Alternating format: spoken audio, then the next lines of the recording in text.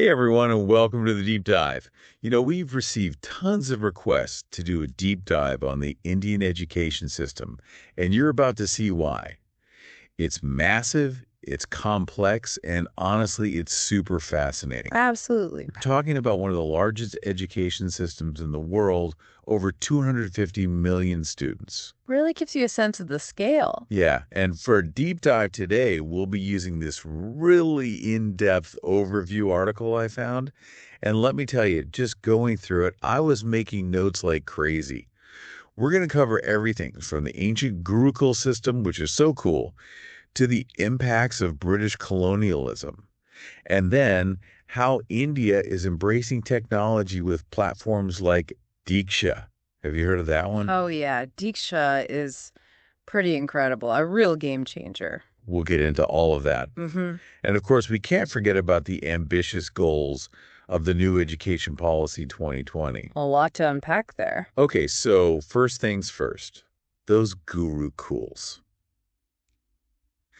I find this idea of students living and learning with their gurus fascinating. It was a completely different approach to education. Right, a total immersion. It created this really strong guru-shishya bond, that teacher-student connection, essential for passing on knowledge, but also values, a way of life. And there were some famous institutions too, right? Oh, absolutely. Yeah. Nalanda and Takshashila, these were like the intellectual hubs of the ancient world, drawing scholars from all over. Wow, that's incredible. Globally recognized, even back then. Mm. But things changed, as they always do, and we see this shift under British rule. Right. That's when we see the introduction of a Western-style education system. Okay, and what was the driving force behind that? Well, the British needed a workforce to run their massive empire, so the curriculum shifted. More emphasis on things like English, science, and math, those practical subjects. So it was all about creating a specific kind of workforce for the colonial administration. It was, and this system, while forming the basis for the system we see in India today, it also had this maybe unintended effect of pushing aside more traditional knowledge systems. Yeah, it's like you said, things change. So how is that legacy, that shift towards a standardized model, how is that playing out in the Indian education system today? Well, you see it in the structure. The modern system has 4 levels: primary, secondary, and higher education. Okay, those sound familiar. So primary education, that's for the youngest students, right? Exactly. From classes 1 to 5, it's all about laying the foundation, reading, writing, math, and also environmental studies. So kind of like elementary school. Yeah, you could say that. And the goal is to get all children enrolled in primary school. That's the goal, universal primary enrollment. And to achieve that, programs like the Sarva Shiksha Abhiyan are crucial. Big undertaking. Absolutely. Okay, so after primary, we have secondary education. That would be the equivalent of what, middle and high school? Pretty much. Secondary school goes from classes 6 to 10, and then higher secondary is 11 and 12. And this is where things start to branch out a bit. Exactly. Students start choosing a direction, whether they lean toward sciences, humanities, or commerce. And I imagine this is also where we see those different boards come into play. You got it. The boards, like the CBSE and ICSE, they determine the curriculum and conduct the exams, which are pretty high stakes in India. Right. The CBSE, that's the Central Board of Secondary Education, the one you hear about all the time. That's the most common board in India, affiliated with so many schools across the country. It's all about a standardized approach. Okay, so CBSE is like the national standard, making sure everyone is on the same page. But what about the ICSE? What makes it different? So the ICSE, that's the Indian Certificate of Secondary Education, is known for being a bit more comprehensive. The curriculum is a bit more application-based. Students dive deeper into subjects like English literature and language, and they study a wider range of subjects overall. So more breadth and depth, possibly prepping students for, well, more options down the line. Mm-hmm. It seems like that choice, which board a student goes with, can have a real impact on their journey, even at this early stage. And then, of course, we have higher education. Right, that's where the universities and colleges come in. And some of those institutions are, well, they're legendary. You're talking about the IITs, the IIM, AIMS. Those names carry some serious weight, global recognition. Absolutely. The Indian Institutes of Technology, the IITs, they're powerhouses in engineering and tech. The IMs, the Indian Institutes of Management, are the top tier for business. And then you have AIMS, the All India Institute of Medical Sciences. That's the best medical research institution in the country. So there's a clear focus on higher education, especially in those STEM fields. But it's not just about churning out doctors and engineers, right? Mm. There's also a growing emphasis on those vocational skills, the more hands-on training. Definitely.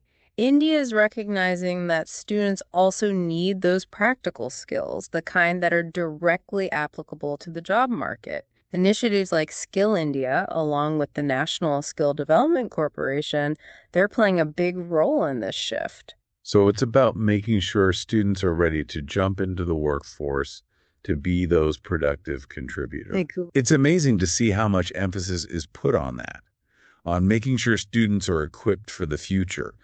But, stepping back and looking at the Indian education system as a whole, what really stands out to me is the sheer diversity. It's undeniable. You have so many languages, different curricula depending on the state and the board, and then this mix of public and private institutions. It creates this fascinating and dynamic landscape.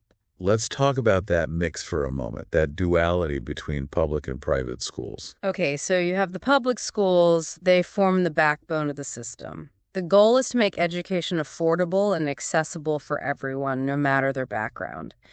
But the reality is, they often struggle with resources, especially in more rural areas. And then you have private schools, Yeah. often with better facilities and resources, but they come with a price tag that's out of reach for a lot of families. So that duality creates a complex set of advantages and disadvantages. It does, and it's a constant balancing act. How do you ensure quality education for all students while managing those limited resources, that gap between the haves and have-nots? And it makes those success stories, those achievements, even more remarkable. Right. Think about the literacy rates. They've skyrocketed since India gained independence. And that gender gap in education, it's narrowed significantly. That's a huge win. Those are incredible achievements, especially considering the challenges we've been talking about. And then there's this whole other layer, this exciting move to integrate technology. Platforms like Diksha, ePathshala, Swayam, they're changing the game. It's a huge undertaking, but it's showing results. So Diksha, that's the one for teachers, right? Yeah, it's like giving teachers a whole set of digital tools. Awesome. But what about students in those areas without reliable internet access? Well, that's where ePathshala comes in. The focus is on providing access to digital textbooks and learning materials, even with limited connectivity. So it's about reaching everyone, even in the most remote corners of the country. Yeah. Amazing. And then what about Swayam? I'm curious about this one. Swayam stands for Steady Webs of Active Learning for Young Aspiring Minds. It's a platform for those massive open online courses, the MOOCs. Oh, I've heard of those. So anyone with an internet connection can access high-quality education. And we're talking about courses from some of the top universities in India. It's like opening the doors to those prestigious institutions, making knowledge available to everyone. That's the goal. And these platforms, they proved to be essential during the COVID-19 pandemic. Right, when schools were shut down. Exactly. Technology became a lifeline for education. It's incredible how it helped to bridge those gaps and keep learning going, even in those uncertain times. But even with these incredible achievements, no system is perfect. That's true. No system is without its flaws. So let's dive into some of those challenges, the things that keep educators and policymakers up at night. Well, one of the biggest ones is that quality gap between schools in urban and rural areas. Students in rural areas, they often don't have access to the same level of infrastructure, resources, or qualified teachers as their urban counterparts. Right. So even though access is expanding, that quality of education is still a major hurdle. And I imagine that feeds into other challenges like those high dropout rates, especially for girls and those from marginalized communities. Absolutely. There's a whole web of factors at play. Socioeconomic issues, gender biases, a lack of adequate facilities. It's a complex problem with no easy solutions. And then there's the issue of funding.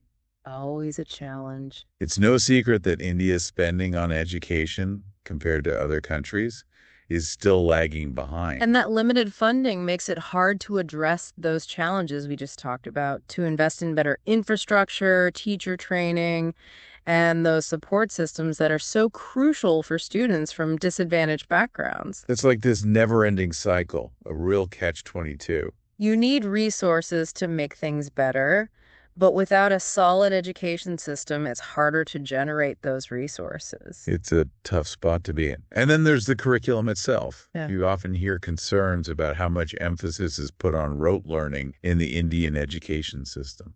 It's a valid concern. Right, because while memorization is important, if it comes at the expense of critical thinking, creativity, and applying what you've learned, It can hold students back, stifle their natural curiosity. especially in a world that's changing so fast, you need to be able to adapt, to problem solve, to think outside the box. Rote learning alone isn't enough to prepare students for that kind of world. Exactly. So, with all these challenges in mind, there's been a lot of talk about this new Education Policy 2020 or NEP 2020. People are calling it a potential game changer, a complete overhaul of the system. It's ambitious. It is. So, what are the key elements of this new vision? What makes it so different? Well, for starters, it shakes up the structure. Instead of that traditional 10 plus 2 setup, we're looking at a 5 plus 3 plus 3 plus 4 structure. So, it's not just about shifting the numbers around, it's about fundamentally changing how we think about learning and development at those different stages. Exactly. And it looks like there's a bigger emphasis on early childhood education. Absolutely. Those first 5 years, they're crucial for cognitive, social, and emotional development. The NEP 2020 recognizes that, putting emphasis on things like literacy, numeracy, but also that play-based learning, allowing kids to explore and discover. So it's not about force feeding information, it's about nurturing young minds, letting them learn at their own pace. That's a pretty big departure from the traditional model. Yeah. And what about the content itself, how knowledge is delivered? Does the NEP 2020 change that as well? It does. It moves away from those rigid subject boundaries, instead encouraging a more integrated, multidisciplinary approach. So instead of learning facts in isolation, it's about making connections, understanding how different subjects relate to each other. It's about seeing the bigger picture. And that's where those critical thinking skills come in. Right, because in a complex world, you need to be able to connect those dots, to think critically and creatively. And to further bridge that gap between education and the workforce, the NEP 2020 also wants to integrate vocational training from an early age. It's a big shift. So introducing those practical skills early on, not waiting until after graduation. Exactly. It's about acknowledging that there are different paths to success, different talents, different aspirations. It's about giving students more choices, more opportunities. And to support these ambitious reforms, the NEP 2020 is really pushing for a greater use of technology and artificial intelligence. Technology has the potential to revolutionize education. We've already seen how it can expand access, but what other possibilities does the NEP 2020 envision? Think about personalized learning paths tailored to each student's needs and learning styles, and virtual labs, simulations. These can make complex concepts come alive. It's like giving every student their own personalized learning experience. That's the idea. But of course, with any new technology, there are concerns. Right. And what are some of the things people are worried about when it comes to this increased use of technology in education? Well, one of the biggest concerns is that it might widen the digital divide. If not all students have equal access to technology and the internet, these initiatives could actually leave some students behind. That's a really important point. Technology should be a tool for equity, not a source of greater inequality. Exactly.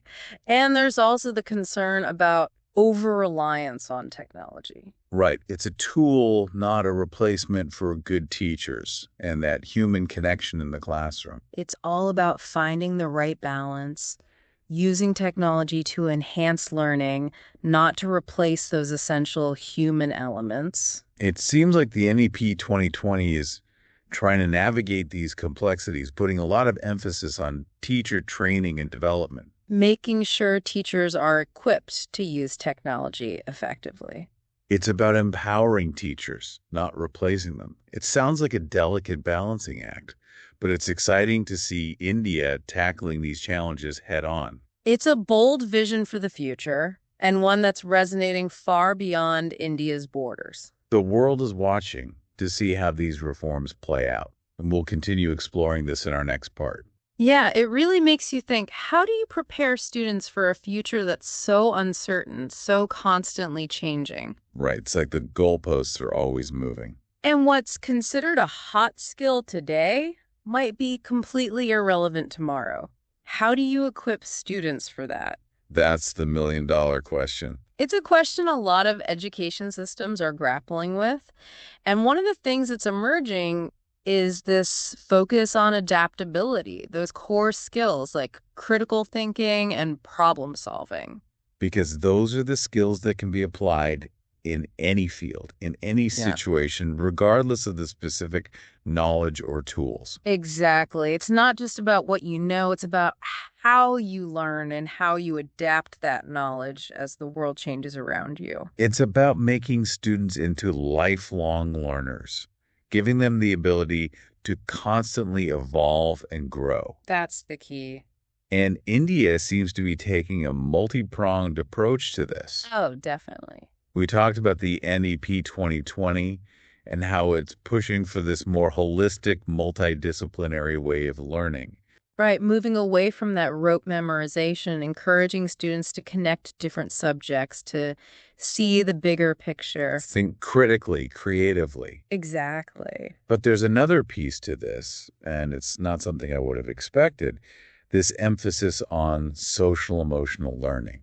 It's becoming increasingly important, not just in India, but globally.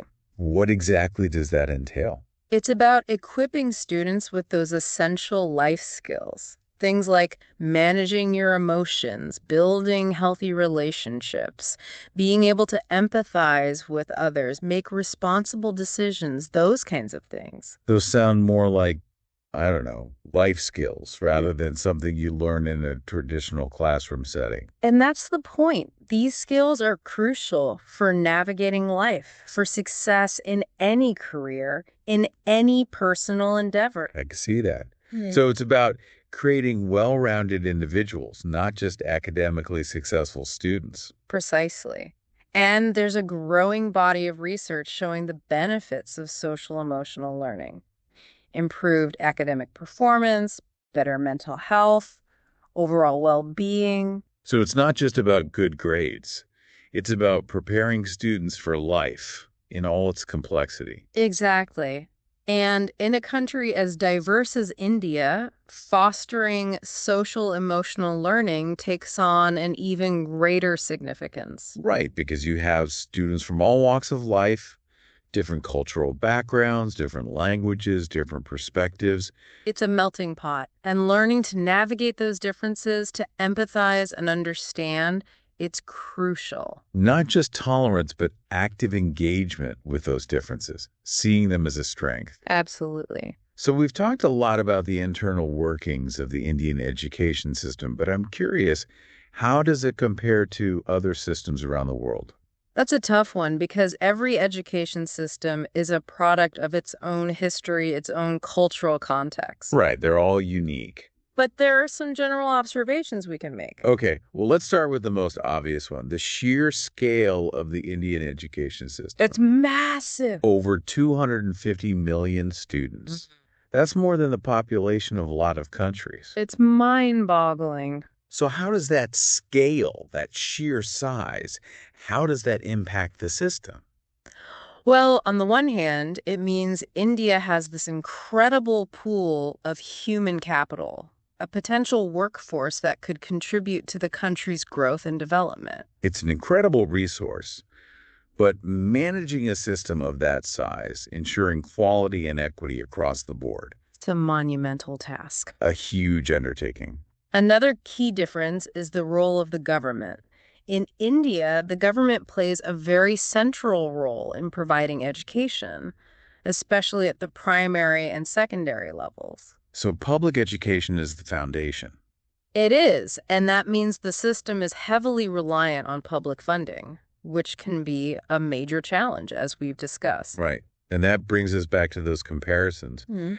How does India's spending on education stack up against other countries? Well, India's public expenditure on education as a percentage of GDP is still below the global average. So the system is stretched thin, working with limited resources. That's a major hurdle, especially when competing on a global stage. It highlights the need for more investment, for finding those creative solutions.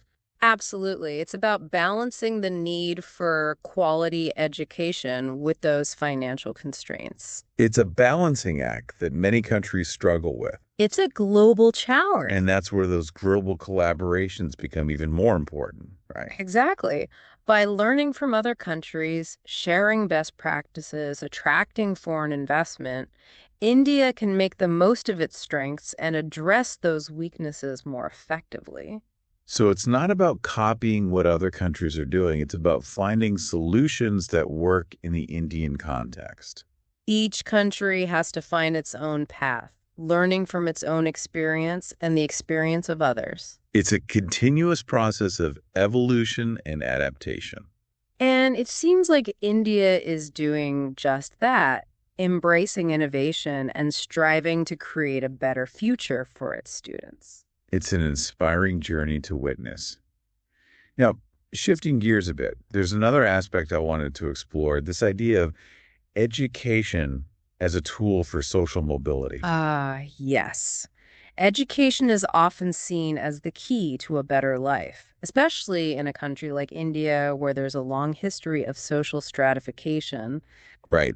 It's seen as a way to break free from poverty, to achieve upward mobility, to level the playing field and create a more just and equitable society. A powerful idea and one that resonates deeply in India.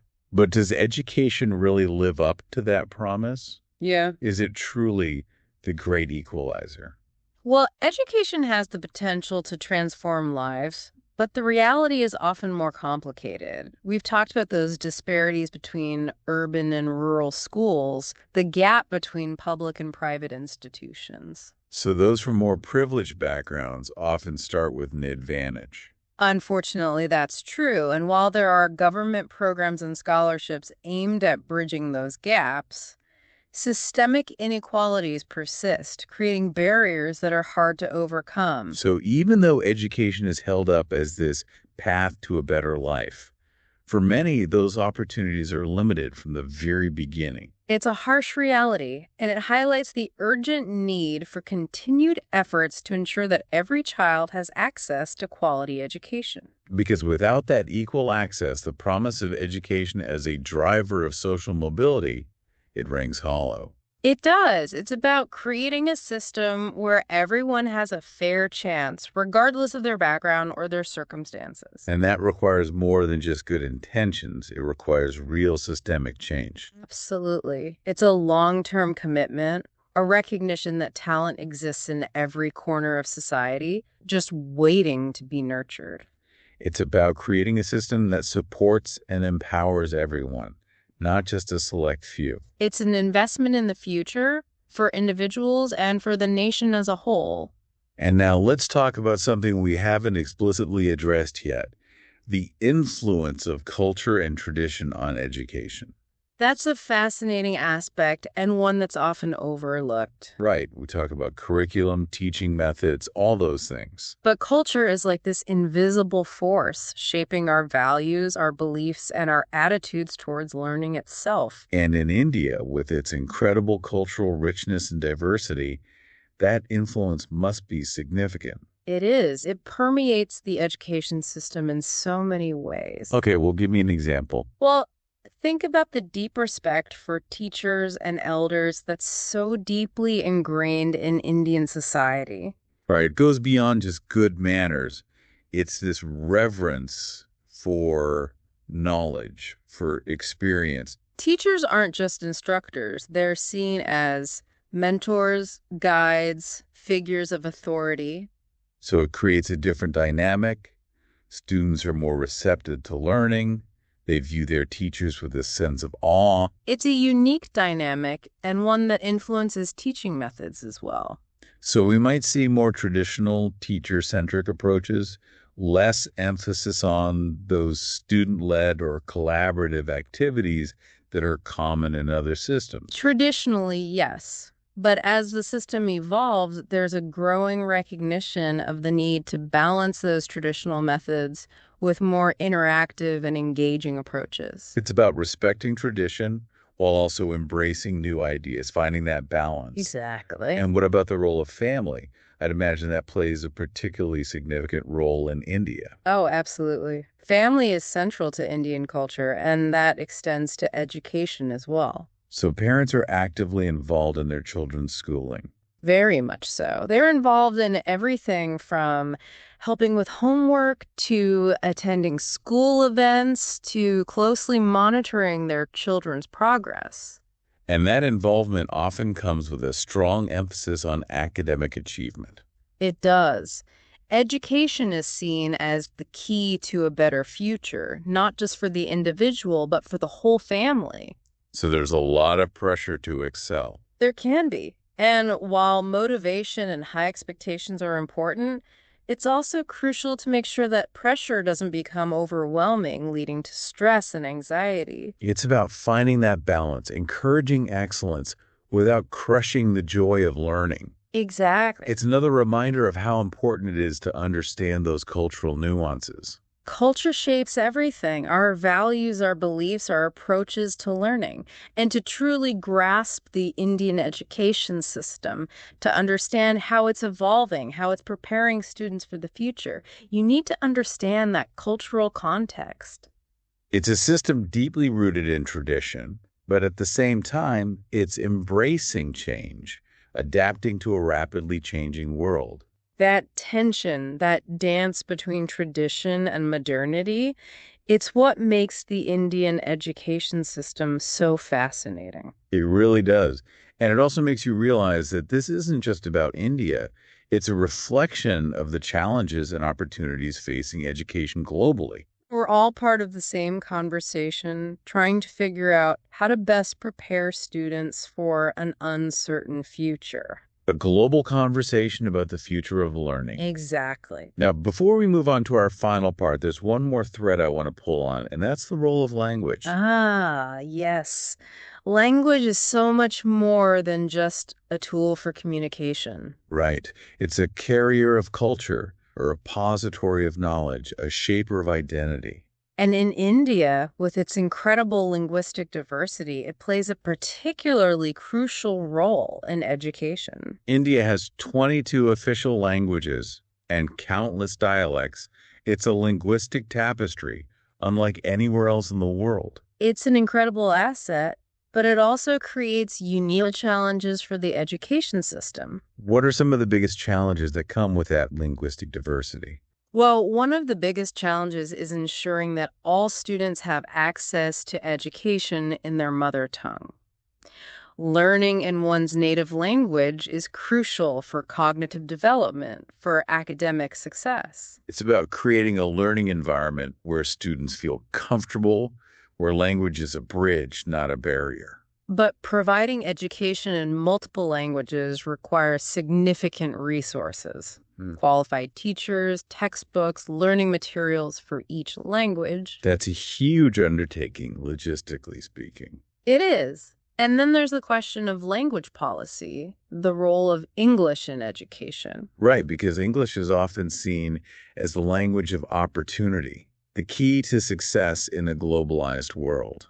There's a push to make English instruction more widespread, even in rural areas. But that sometimes comes at the expense of other Indian languages. So there's a concern that prioritizing English could lead to the marginalization of those other languages, a potential loss of cultural heritage. It's a delicate balance, promoting multilingualism while also ensuring that students have the language skills they need to succeed in a globalized economy. How do you prepare students for a world that's both global and local? That's the question India is grappling with, recognizing that language is not just about communication, it's about cultural identity. It's another example of that dance between tradition and modernity. India is a country steeped in tradition, but it's also embracing change, constantly evolving and adapting. And its education system reflects that, trying to find that balance between preserving its heritage and preparing its citizens for the future. It's a fascinating journey to follow. It really is. And as we wrap up this part of our deep dive, I'm struck by the sheer scale and complexity of it all. It's a truly remarkable system, a microcosm of the global challenges and opportunities facing education. A system that's constantly innovating, constantly seeking to create a better future for its students. And in our final part, we'll delve into those innovations, those initiatives that are shaping the next chapter of Indian education. Okay, so we've covered a lot of ground, the history, the challenges, those cultural influences. It's all connected. But now, let's look ahead. What's next for the Indian education system? What's on the horizon? Well, one area that's getting a lot of attention, and rightfully so, is STEM education. STEM. So we're talking science, technology, engineering, math. Those are the fields that are driving innovation, shaping the future, not just in India, but globally. And India already has a strong foundation in those areas, right? Mhm. We talked about those prestigious institutions, the IITs. Absolutely. India has some of the best STEM institutions in the world. But it's not just about producing more scientists and engineers, is it? No, it's about fostering a culture of innovation, encouraging students to be creators, problem solvers, not just followers. So it's about moving beyond those traditional career paths, encouraging students to think outside the box. Exactly. It's about nurturing that entrepreneurial spirit. And what kind of initiatives are we seeing that support this vision? Well, the government has launched some really ambitious programs like the Adult Innovation Mission and Startup India. I've heard of those, but what do they actually do? They're all about creating an ecosystem where young people with bright ideas can actually turn those ideas into reality, providing funding, mentorship, resources. They're really trying to nurture that next generation of innovators and entrepreneurs. So it's like giving them the tools and the support they need to not just find jobs, but to create jobs. That's the idea. That's incredible. Right. But it's not just the government, right? What about the private sector? Are they involved in this push towards innovation and future-focused education? Oh, definitely. The private sector is investing heavily in STEM education and innovation. They recognize the need for a workforce that's adaptable, creative, tech-savvy. Well, we've already talked about those ed tech platforms, the Baijus and Unacademies of the world.